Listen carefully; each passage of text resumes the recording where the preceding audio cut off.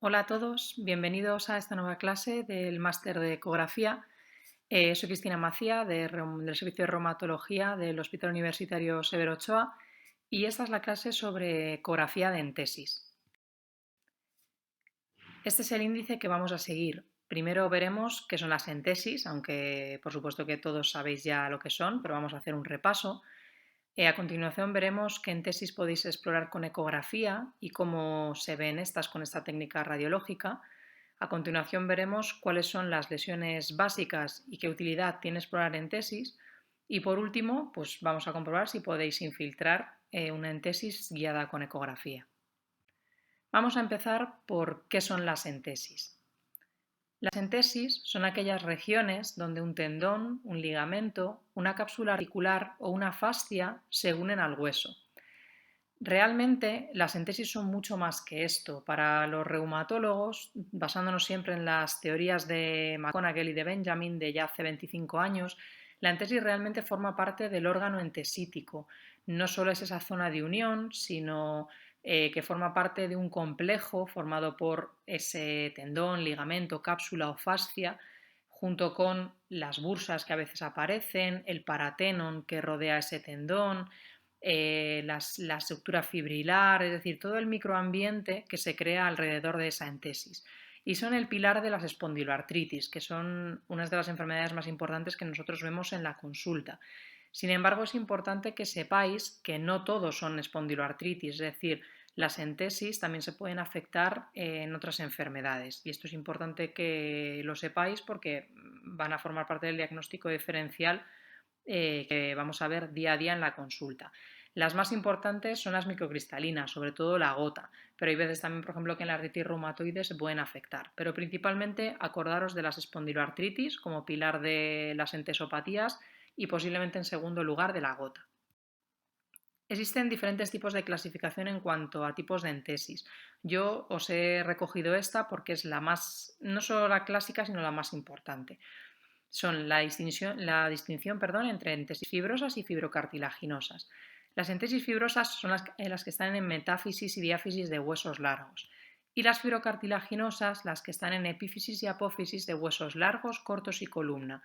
Y estas son las que nos interesan porque son las que son el órgano diana de la afectación de las espondiloartritis que os comentaba en la diapositiva anterior. Estas constan de 4 zonas muy bien diferenciadas, que de zona más lejana a más cercana al hueso son o constan de una zona fibrosa formada por colágeno tipo 2, luego una zona fibrocartilaginosa que todavía no está calcificada, según me acerco al hueso, esa zona fibrocartilaginosa ya se calcifica y por último encontramos el hueso subcondral, que es la imagen que os pongo a la derecha. Esto traducido a corte histológico es la reproducción exacta de estas 4 zonas que os estoy comentando y es la imagen que habréis visto muchas veces de una entesis. ¿Qué entesis podemos explorar con ecografía? Pues realmente con ecografía podemos evaluar muchas entesis. Lo que pasa es que de manera habitual y en práctica clínica hay una serie de entesis que son mucho más interesantes porque son mucho más representativas y son mucho más accesibles. Entonces, estas son la inserción de los extensores del codo, es decir, la zona del epicóndilo, de la epicondilitis, el tríceps, el cuádriceps, es decir, la inserción del cuádriceps en el polo superior de la rótula, que sería la flecha amarilla de la imagen, el tendón rotuliano, que realmente tendría 2 entesis en su inserción proximal en el polo inferior de la rótula, que sería la flecha azul, y en su inserción distal en la espina de la tibia, que sería la flecha roja de la imagen. Luego tendríamos el tendón de Aquiles en su inserción en el calcáneo, y por último la fascia plantar, en su inserción también en el calcáneo, pero en la zona plantar. Estas serían las entesis que más habitualmente vemos o exploramos en práctica clínica. Hay muchas otras entesis que podemos valorar y que os las encontraréis si leéis acerca de entesis a nivel ecográfico, como son la inserción de los flexores del codo, que es la zona de la epitróclea, la inserción del supraespinoso en el hombro, el trocánter y muchas otras, pero estas son menos habituales. ¿Cómo se ve una entesis en ecografía? Lo más importante antes de valorar no solo una entesis, sino cualquier otra lesión en ecografía es ajustar el ecógrafo. Esto imagino que tanto yo como cualquier otro profesor a lo largo del máster os estaremos incidiendo mucho. Da exactamente igual que queráis ver con ecografía. Si no ajustáis el ecógrafo y no os planteáis si lo que estáis viendo es superficial o es profundo, si es un tendón o no, da igual, no vais a ver absolutamente nada. Entonces, lo primero, antes de volveros locos de cómo se ve una entesis y demás, es ajustar el ecógrafo. Tenéis que saber que las entesis son estructuras superficiales, con lo cual vamos a necesitar altas frecuencias. Tenéis que saber, aunque os he dicho que pueden ser cápsulas, fascias y demás, que principalmente van a ser tendones y por lo tanto van a tener anisotropía.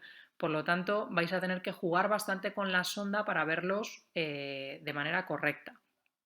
Y además, las entesis requieren tiempo para evaluarlas de manera correcta, porque vais a tener que valorarlas tanto en escala de grises como en modo Doppler, y no se valoran de la misma forma. Aquí os dejo una pequeña chuleta, ¿vale? Todo esto lo vais a ver muy bien en las prácticas, pero a modo de chuleta os digo pues, 4 o 5 notas de cómo evaluar una entesis en escala de grises y en modo Doppler. En escala de grises necesitáis altas frecuencias porque, como os he dicho, son estructuras principalmente superficiales. Cuando os hablo de alta frecuencia, ¿a qué me refiero? Hombre, si tenéis una sonda de 18 MHz, fantástico. Eso significa que tenéis un equipo de muy buena calidad, de alta gama. Sin embargo, lo bueno que tienen las entesis es que son muy agradecidas. Con un equipo en el que tengáis una sonda de 12 MHz se ven bastante bien. Ojo con la anisotropía, lo que os decía, esto lo comprobaréis en las prácticas. La mayoría son tendones, con lo cual vais a tener que jugar con este... No es un artefacto, simplemente es una característica de los tendones. Y luego en escala de grises las entesis necesitan ser estiradas para que esas fibras sean vistas de la mejor manera o con la mejor calidad. Es decir, si por ejemplo estáis evaluando ese tendón rotuliano a nivel de la rodilla deberá estar completamente estirada para verla, ¿de acuerdo? ¿Qué pasa si estoy en modo Doppler? Como siempre y en cualquier lesión en ecografía, tenemos que ajustar el PRF y la ganancia para poder ver algo. Tenéis que poner mucho gel. Las entesis, de manera normal, son zonas muy poco vascularizadas y además estamos hablando de microvascularización, con lo cual tenemos que poner mucho gel para no perder información. Y ahora, al contrario que en escala de grises, tendremos que relajar la entesis, porque en el caso en el que os ponía antes de una rodilla completamente estirada para valorar el tendón, si ahí vosotros ponéis el modo Doppler, ¿cómo van a estar esos vasos? Pues completamente obstruidos, completamente cerrados. Pues al contrario, en modo Doppler, yo tendré que poner debajo de esa rodilla posiblemente pues una toalla, un rodillo o algo para que esa rodilla esté un poquito flexionada y esos vasos estén más relajados, ese tendón esté relajado y yo pueda valorar bien ese modo Doppler, ¿de acuerdo? Entonces eso lo vais a ver en las prácticas, importante que en escala de grises la entesis esté estirada y en Doppler la entesis esté relajada. Aquí os muestro algunas imágenes de cómo se ven entesis. Esta, por ejemplo, es una imagen en longitudinal de la inserción del tríceps en el olecranon, ¿de acuerdo? La O es el olecranon, la T es el tendón del tríceps insertándose en él y FO es la fosa olecraniana. Como veis es una estructura fibrilar que se va a insertar en esa zona. Esto sería una entesis tricipital normal. Esta sería también una imagen longitudinal de la inserción del cuádriceps en el polo superior de la rótula, también normal. Como veis, el cuádriceps llega a la rótula y se inserta. Esto es una entesis normal. Esta sería una imagen longitudinal, ¿de acuerdo? La rótula la tenemos a la izquierda, la tibia a la derecha. Abajo sería CF es el cóndilo femoral con el cartílago, ¿de acuerdo? Y arriba, como veis, como si fuera un puente, tenemos todo el tendón rotuliano. Como veis, tenemos una entesis a la izquierda y una entesis a la derecha, porque el tendón rotuliano tiene dos entesis, una en su inserción proximal en la rótula y otra en su inserción distal en la tibia, ¿de acuerdo? Esta imagen es un logic view, es decir, es una unión de varias imágenes. Esta imagen nunca la vais a poder conseguir solo visualizando con una pasada, o sea, con una sola imagen con la sonda. Tenéis que hacer un barrido para conseguir el tendón rotuliano por completo, ¿vale? Pero os he puesto esta imagen para que lo veáis al 100%. En esta imagen, como veis, el tendón rotuliano está un poquito abombado, porque sería una buena imagen para ver el Doppler, porque está relajado. Sin embargo, en esta imagen veis que está estirado. Aquí la rodilla estaba un poquito en tensión y sería la manera de valorarlo en escala de grises para ver mejor la estructura del tendón, ¿vale? Lo que os hablaba antes de la diferencia para valorar escala de grises y Doppler. ¿Cuáles son las lesiones básicas que podemos encontrar a la hora de valorar una entesis en ecografía? Esto está estandarizado, ¿vale? Os habrán hablado a lo largo del máster seguramente del grupo OMERACT. El grupo OMERACT pues es un grupo que es específico de reumatología, que lo que hace es estandarizar definiciones de muchas cosas, pero especialmente de ecografía. Y en este caso, en el año 2005, dio una definición de qué es la entesopatía en ecografía. Y la definió, perdón, como una pérdida de la arquitectura fibrilar normal y o engrosamiento de ese ligamento o tendón en su inserción, que puede tener focos hiperecoicos sugestivos de calcificaciones, que se tiene que ver en dos planos perpendiculares, sabéis que prácticamente todo en ecografía exige verse en dos planos, que puede o no tener Doppler, es decir, no es obligatorio, y que puede tener cambios óseos que incluyan entesocitos, erosiones o irregularidades. Es decir, Omerac nos define así la definición de tener alteraciones en una entesis, ¿vale? Es decir, todas las imágenes que yo os he ido mostrando antes que se vean alteradas, es decir, que ese patrón fibrilar se pierda o que esté engrosado, que pueda haber calcificaciones dentro de ese tendón, que a ser pues que los tenéis que ver en dos planos, y que pueda o no haber señal Doppler y que además en esa cortical donde se inserta la entesis pueda haber entesofitos, erosiones o irregularidades, ¿de acuerdo? O sea, más o menos es sencillo, digamos, de las partes que conforman esa entesis, que en cualquiera de ellas haya una alteración. Os pongo como curiosidad, sé que en este máster hay reumatólogos y también hay compañeros de otras especialidades. Quizás esto es demasiado rizar el rizo para esos compañeros que sois traumatólogos, rehabilitadores, médicos de familia. Quizás esto es muy rizar el rizo. Para los compañeros que son reumatólogos, quizás sí sea importante. Omerac ha actualizado esta definición en el último año, esto es de hace escasos 2 meses, ¿vale? Entonces, esta definición, digamos que Omerac la ha actualizado y digamos que la ha mantenido igual, pero lo que ha hecho es decirnos, la mantengo, pero esto lo restrinjo a los 2 milímetros más cercanos a la cortical. Es decir, lo que nos está diciendo Omerac es, mantengo la definición, pero esto solo quiero que lo miréis en los 2 milímetros más cercanos a la cortical. ¿De acuerdo? Es decir, están siendo mucho más específicos.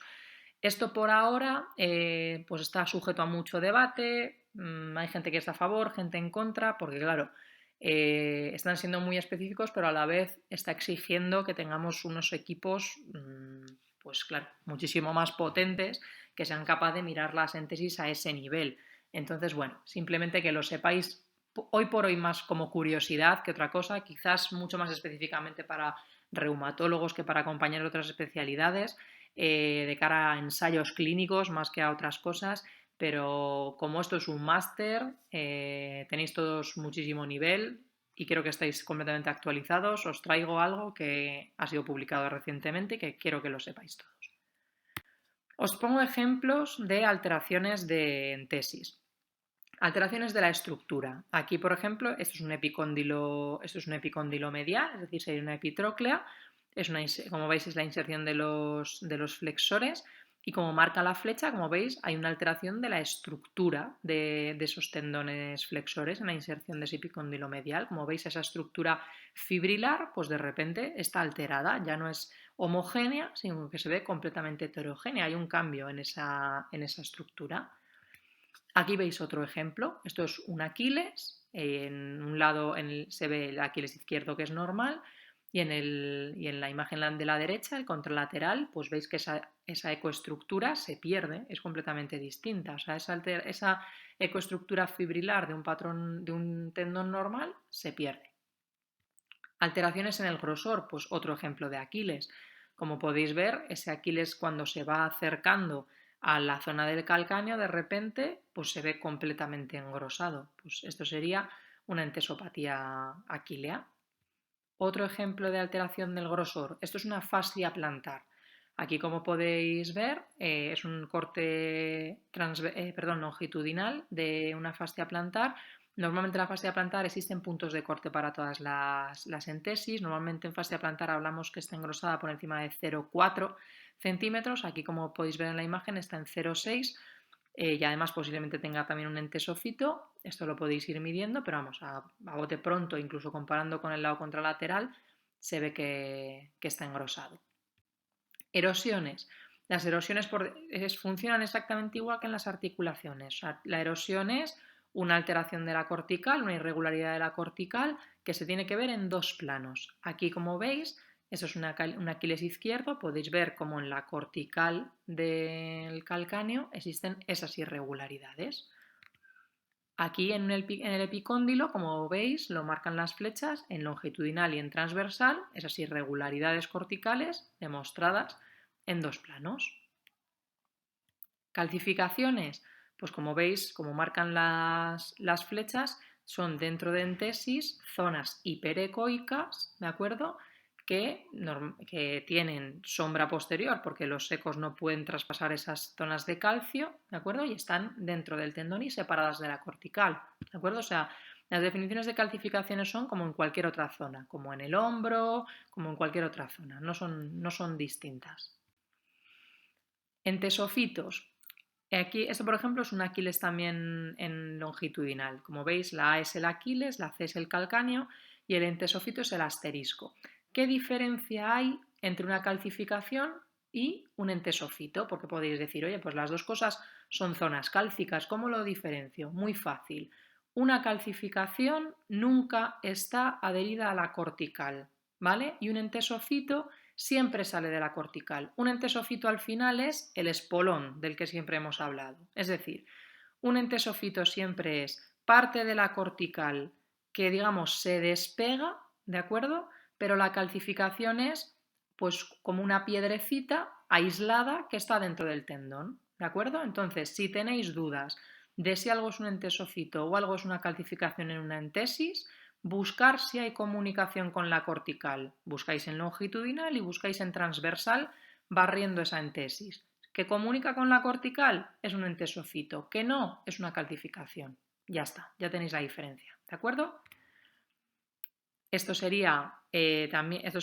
un olecranon, ¿de acuerdo? Una entesopatía en el tríceps y como veis es un entesofito. ¿Veis cómo hay una irregularidad cortical que se comunica con ella y que sale de ella como si fuera un pequeñito espolón, solo que en el olecranon no solemos hablar de espolón, es un entesofito, ¿de acuerdo?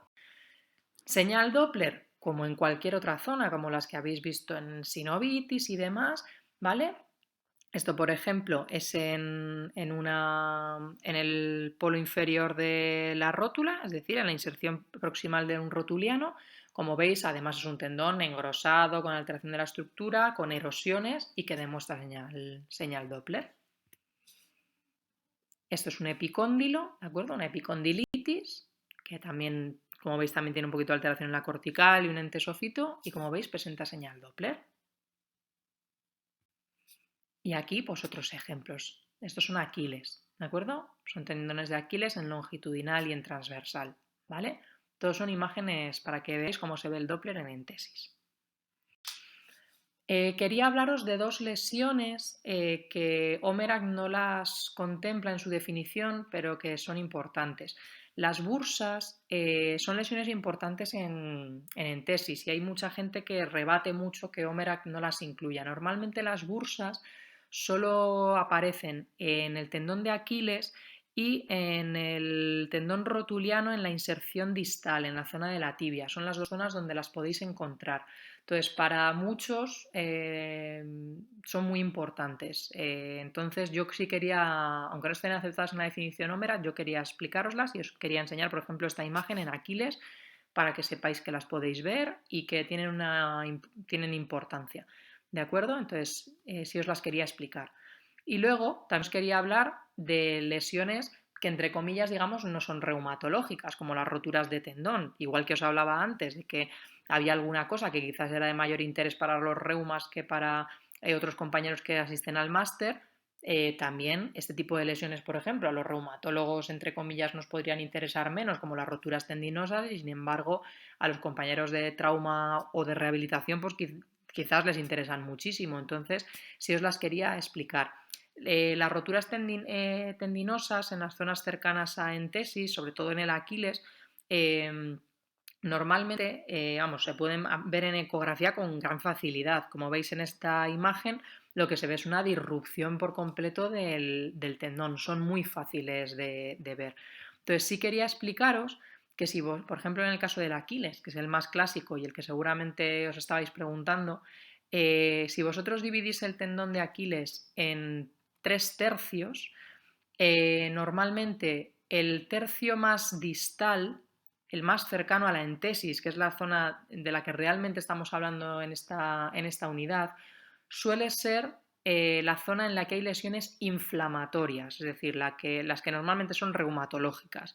Sin embargo, en los 2 tercios más proximales, los que están más cercanos a la masa gemelar, suelen ser lesiones traumatológicas, suelen ser más lesiones por golpes, por sobreesfuerzos o incluso por las lesiones tipo quinolonas y demás. Entonces, realmente las roturas las vais a tener que buscar más en esos 2 tercios proximales, en esos 2 tercios que os he pintado en amarillo, ¿de acuerdo? Es raro que en ese tercio distal, es decir, en el tercio de la verdadera entesis, donde nosotros estamos ahora enfocándonos en esta unidad, veamos roturas. Es rarísimo, ¿vale? Por lo tanto, esas lesiones, digamos, entre comillas, no reumatológicas, las roturas, suelen verse en los 2 tercios más proximales, ¿vale? Entonces, iros a buscarles ahí con el ecógrafo si tenéis dudas. Bueno, después de todo esto que os he contado, ahora lo que me queda es convenceros de qué utilidad tiene explorar las entesis.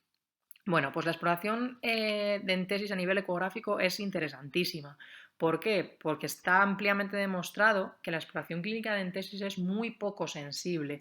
Los índices clínicos de entesis, el MASES, el LEI, hay muchos índices clínicos de entesis, es decir, tocar la entesis para ver si duele o no duele, son muy poco sensibles. Y la ecografía ha demostrado ser mucho más sensible porque ha demostrado que en tesis que no duelen al tocarlas al paciente, en cambio luego al hacerles una ecografía demuestran mucha patología. Y además la ecografía ha demostrado que hay lesiones que cuando vosotros hacéis una ecografía podéis diferenciar mucho entre si un paciente es mecánico o inflamatorio. Por ejemplo, las erosiones, las bursas, pero principalmente las erosiones y el Doppler. Son lesiones que es raro que un paciente mecánico las tenga. Es decir, si vosotros tenéis un paciente con una sospecha de una artritis indiferenciada que os huele a que puede ser una espondiloartritis, es interesante evaluarle por ecografía las entesis porque si en alguna de ellas veis erosiones, eso es bastante específico de que pueda haber una espondiloartritis. Una patología mecánica no suele dar erosiones. Además, podéis diagnosticar roturas tendinosas, como acabamos de ver, sin necesidad de una resonancia ni de pruebas mucho más costosas, y globalmente además es superior a la resonancia en el estudio de entesis, ¿de acuerdo? O sea, esto sí está ampliamente demostrado que no solo por coste-eficacia, sino por otro tipo de lesiones es superior a la resonancia. Y para terminar, ¿podéis infiltrar una entesis con ecografía? Pues no solo podéis, sino que debéis, porque ya sabéis que lo ideal es no infiltrar dentro de un tendón. Entonces, especialmente lo que lo vais a utilizar es para el tendón de Aquiles, ¿de acuerdo? Como os he dicho, debéis evitar infiltrar el tendón y además lo bueno que tenemos es que podéis además, como muchas veces está asociado, sobre todo el tendón de Aquiles, a la aparición de bursas, no solo podéis infiltrar, sino que además podéis drenar esa bursa. Entonces, por ejemplo, en este tendón de Aquiles, que os muestro que es un tendón que está inflamado, que tiene señal Doppler y como veis tiene una bursa, ¿yo qué es lo que hago? Pues me pongo en esa imagen de abajo que estoy en transversal, entro con mi aguja en esa zona que tengo la bursa, es decir, me pongo por debajo del tendón, evitándolo, no daño el tendón, entro en esa zona de abajo, a lo mejor incluso entro en la zona que tiene un poquito de derrame, si es necesario sacar líquido lo saco para estudiarlo o para drenarlo, y en el mismo acto infiltro. Entonces es muy útil la ecografía para infiltrar en tesis, muy útil y lo vais a poder utilizar en vuestra práctica clínica. ¿Qué conceptos me gustaría que no olvidaseis de esta lección de entesis? Me gustaría que os quedarais con la idea de que la entesis es el epicentro de la espondiloartritis, pero que no olvidéis que no todas las entesis son de espondiloartritis, ¿de acuerdo? Quedaros con que la gota también puede afectarlas y en menor medida la artritis reumatoide y otras enfermedades, pero sobre todo espondiloartritis y gota. Que existen lesiones básicas, que las hemos revisado, y que algunas son diferenciables entre cuadros mecánicos e inflamatorios, ¿de acuerdo? Especialmente las erosiones, ¿vale? Y quizás en un segundo plano, Doppler, bursas, pero especialmente las erosiones. Eso marca bastante la diferencia entre un cuadro mecánico y un inflamatorio. Y que conocer cómo se comportan las entesis, qué lesiones básicas hay y qué nos podemos encontrar, os va a ayudar a diagnosticar, a hacer el seguimiento evolutivo y a poder tratarlas. ¿De acuerdo? Os dejo aquí una serie de bibliografía añadida a todo lo que os he contado por si alguien quiere ampliar acerca de más conceptos de entesis y de órgano entesítico, de los índices clínicos y también de los índices ecográficos. ¿De acuerdo? Y bueno, bienvenidos al lado oscuro de la ecografía. Espero que estéis disfrutando mucho del máster, espero que disfrutéis mucho de las entesis y para cualquier duda estoy a vuestra disposición. Un saludo a todos.